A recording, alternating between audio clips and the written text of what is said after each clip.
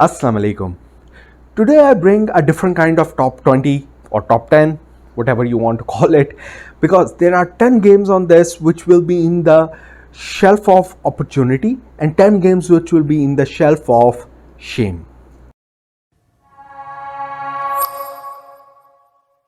Now let's start the shelf of shame. These are the games which I don't think I will get to play them. Either I will end up selling them or I will end up playing them, but after a long while. They are not on my top priority of the games that I want to play. Most probably what will end up, if I'm unable to sell them off, that I'll buy new games in that time and I will end up playing those new games rather than these games. And I'll be telling you the reason that why I bought them originally and now why they sit on my shelf of shame and maybe I will not play them. So let's get on with this list, but the order of this list is going to be that I'm going to be telling from my best to worst, which means the game that probably may get played if not sold, to the worst one, which is I don't think I will open it, because I did purchase it because maybe it was a very good deal, maybe it felt like right at that time, but then I found a better alternate later on and I never got to play that original game. So that's how the order of the things is going to be. So let's get on with it. On number 11 is going to be Onitama. I don't even know where that is. Here, Onitama. Now this is a two-player chess-like game, but much more simpler than chess. So you have a board in which you have again pieces for two players, but instead of each character having different kind of moves like in chess, what you will have are different cards, 3 cards, which are going to explain what movement you can do. You want to beat other players' figures or capture their master king, but whichever card you will use for movement, that card becomes available in the market for the other player to use as well. So you don't have to always remember what are the movement rules, because those are on the cards, and as soon as you use the cards, that card goes to the open market and now becomes open to other people as well. Similarly, the other player uses that card and that becomes available to you. So it's a much more easier version of tactical combat, just like chess. So that's what this game is. Now I bought it, it was on sale. It has so much good reviews. Nobody who has reviewed it has given it bad ranking. But why I have never opened it? Because in my house nobody likes chess.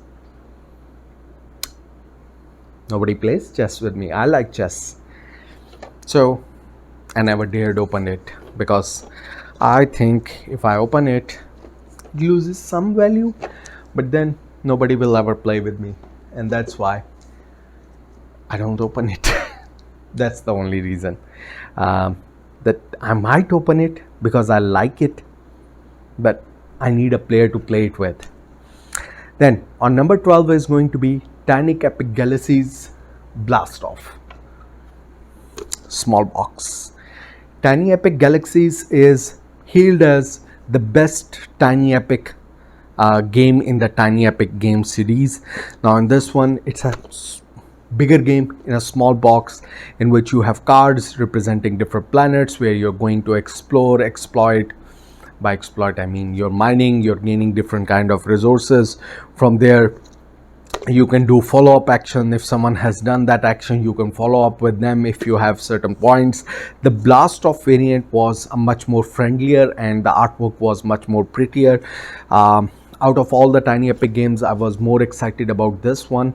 Its gameplay felt more unique, but the reason why I never opened it is I played the other Tiny Epic game. I think it was Tiny Epic Tactics, and then I thought, why have they made everything so tiny? I don't like tiny things with my chubby fingers. I don't like tiny things. Why couldn't they have made it bigger? And that sold me on the experience of Tiny Epic games. So this was already on my shelf or already during in shipping at that time, and just due to that reason I never opened it, even though this is the game mechanics I like more than that one, but just due to that smaller components I never opened it. So maybe I will open it, maybe I will not, but as of now it sits on my shelf. Tiny Epic on number, whatever number you want to call it. Number 2 is Tiny Epic Galaxies Blast Off. On number 3 is going to be Claim 2, another small box game. Ooh, such a small box. Claim 2. Oh, whether you get Claim or Claim 2, it's the same kind of concept. It's kind of a trick-taking game, but only for 2 players. So how this one works is that actually you have 2 players who are playing and in 2 different kind of rounds, because trick-taking really doesn't work with 2 players, but the game changes by having 2 rounds. One is the round in which you are kind of bidding what cards you are going to get for the second round, and in the second round you are using those cards to actually play, and each card is going to have, or each character, there are different monster characters which are going to have different kind of abilities which you are going to use to actually beat other player. So it's a very small box, it's handy, that's why it's on my low list, that maybe I will open it, keep it, because it's really portable. But the only thing not forcing me to open it up is that head-to-head games, maybe I've cooled off on head-to-head games with my wife, and that's why maybe it will not be a hit, I'm not sure. So that's why it's on my shelf of shame.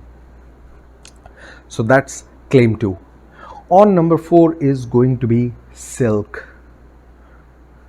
Where is it? Where is it? Here is Silk. Oh, look at that beautiful cover. You are having these beautiful silk worms. Look how giant they are. And that's what this game is about. It's about harvesting these giant silk worms. A game from De Beer, before De Beer was made famous by Red Cathedral. And this game is one of their good games as well, which didn't get a lot of buzz. So if you want to get how good this game is, check out Shut Up and Sit Down's review of Silk, and then you will realize why I bought it, because this gameplay is so unique. It has a grid, you will be building fences to stop, it was the wolf, from eating your silkworms or something like that. But again, looked fantastic. It got the Man vs. Meeple approved award. Man vs. Meeple, Shut Up and Sit Down, they loved it, but the idea of silkworms really didn't suit my wife, so she doesn't want to harvest worms. So it sits on my shelf of shame due to that. Next, on number 5 is going to be Tragedy Looper. If I can find it.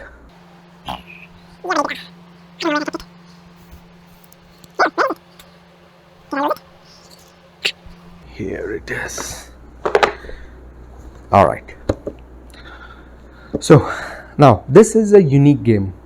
In Tragedy Looper, you're playing one versus all, and the concept of Tragedy Looper is that one person is want to assassinate someone else, and all the other players are trying to figure out who do you want to assassinate, and then going through time loops to try again and again to figure out what is actually your motive, what are you trying to do. So there are different scripts given in the game, and against those scripts you will be trying to figure out what is the other player trying to do, and based on the how you are moving, you're trying to deceive others. Different things are trying to be, so it's a deduction game, but having some unique kind of mechanisms which are not found in normally other games. So it's a very, very unique game, and that's why maybe it sits where it sits. It's at number 5 in my shelf of shame, that it's too unique, too esoteric, too weird, that I don't think that people will really understand how to play it well, and that's the reason I don't play it with anyone.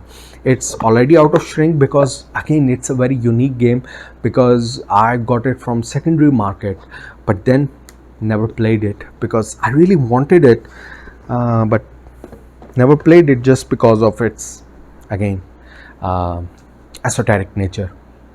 Now on number 6 is going to be Root. It sits over here. I'm not going to open. Here's a picture of it. Everyone knows Root. Root is, again, beautiful game from Leader Games. I really want to play it. Multiple reasons why I cannot, or why I don't open it from its shrink wrap, because Root is really a 4-player experience game, or minimum a 3-player game, and I don't think the time investment for a family is going to be suitable for Root. So I don't think currently I have the right player set to be invested in Root. I want to keep it for now, or if it sells, maybe, because I don't see it getting played anytime soon, because each faction plays differently and you have to understand how each faction plays to understand the game. So to play one game you have to teach 4 games essentially, and that's a big tall order, and that's why Root sits on my shelf of shame. I don't think I will get to play it anytime soon. On number 7 is going to be Pandemic Fall of Rome. Now this is one of the Pandemic variants, and I have played so many Pandemic games. Pandemic Legacy games are of course my favorite of the series. Out of the variants, this is the only variant that I own, but I don't know that which Pandemic variant is going to be the best, because everyone seems to have their own version of the best Pandemic. I think Fall of Rome is Rado's, who is one of the famous reviewers, his favorite, and based on that I got this one. But then Z likes Pandemic of Dice Tower. He likes Pandemic Iberia. But personally, when I hear about the mechanics of Pandemic, the Cthulhu one, I don't remember what's the actual title, I feel that version is what I like the best. But in the end, I don't need so many Pandemic games, and Rising Tide has worst reviews of all the Pandemic variants, but I find its theme so charming and different from everything else, that you are building high walls to stop from the flood coming in. Well, that's really a unique theme as compared to fighting diseases. So I have Pandemic Fall of Rome. Maybe I'll play, maybe I will not. The only thing, as I told, I'm not sure about is that which version is going to be better for me, and that's why I never got to open this specific version of Pandemic. The next one on number 8 is going to be, so as we go closer and closer, that might never get opened, is going to be Catapult Feud. This one. Now, what is Catapult Feud? Catapult Feud is a toy fit in a board game box. Now, as you can see here, there will be 2 castles made out of plastic. You will have 2 plastic catapults powered by rubber band, and you will be flinging rubber balls at each other's castle, trying to kill off each other's army men. That's it. That's the whole review of the game. You will be using some cards to select what are the different things you can do on your turn. That's Catapult Feud. Why I bought it? Why? I got it on Amazon Prime sale, but the reason I got it is because I bought it as a gift for one of my nephews, and that's why I'm not going to open it, because it's a gift. It's more suited towards kids. Adults can play it, but with kids. So that's why it will not go out of. So does it really make it valid to be on shelf of shame? I don't know, because I can play it, but of course maybe with my nephews. Not now. Then next on number 9 is going to be Maracaibo, which is an Alexander Pfister game about taking a ship, going in a rondel kind of thing. He loves doing Euro-y things. Now, it does have a Dice Tower seal of approval. It has rave reviews. Rado loves this as well because of the narrative elements that are added in the Euro game, which also attract me towards the game as well. The time I bought this game, I bought it at a high price, at normal price. It wasn't like I bought it on sale or anything. The reason I bought it because those days I was playing Great Western Trail a lot, and of course this is from the same designer, so I thought if I liked that game, this is getting rave reviews, I will like this one also. Plus it has those narrative elements, I will like it more.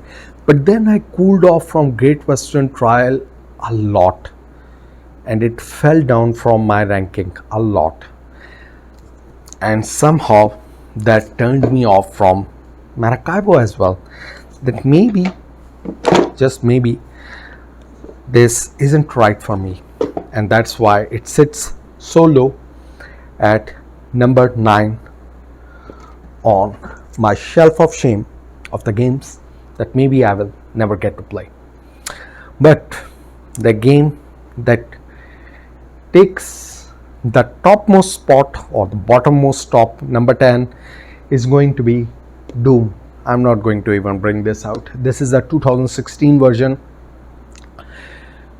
Now, let me be honest. I love the theme of Doom. I love those video games. I love even this game. This game has very good reviews. There was a Doom version which came before. It wasn't very good. This is a card-based version in which you are using cards for different powers, for different movements. Plus you have these awesome miniatures that you are using. The reason why it's so low on my list is this is a one versus all game. I've tried many of those one versus all games with my family, and they hate those games. I have Descent, second edition. I have Scotland Yard and many hidden movement games. They hated it because they don't want me to be the one versus all, and nobody wants to take that one enemy role against anyone. So they don't just play those games with me. Descent I still keep because at least there is a co-op mode of Descent available, which is via an online app. Not online, via an app, Steam app. But for Doom, it's a pure one versus all. One player controls all the enemies and all the other players are trying to actually complete the objective.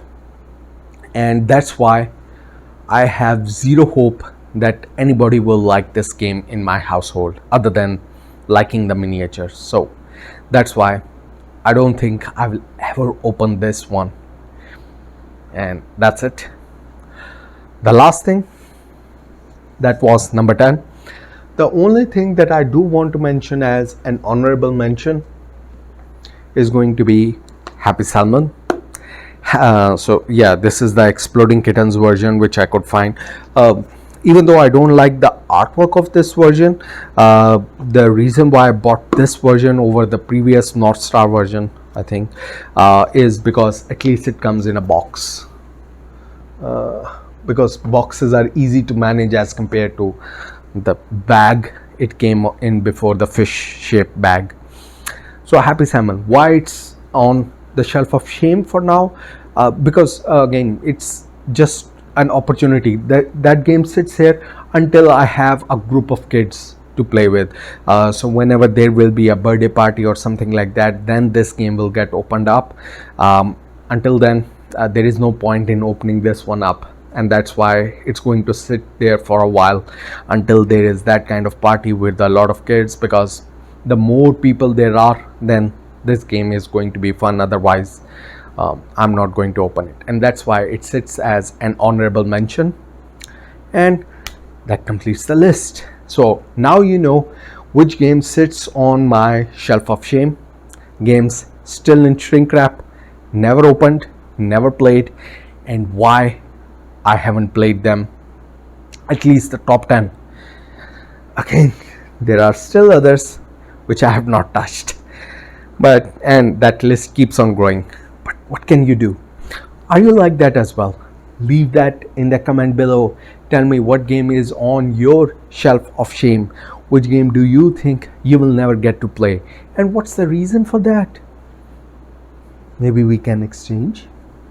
Maybe. Alright. So that's it for this video. Hope you enjoyed my shelf of shame. There was a previous video. If you have not seen that, go and check it out. It was of my shelf of opportunity, the games that are in shrink and I'm excited to play, but maybe it's not just the right time, and or there are some other caveats that why those games have not yet been played. If you're interested in that, check that video out as well. That's it for me. Happy gaming.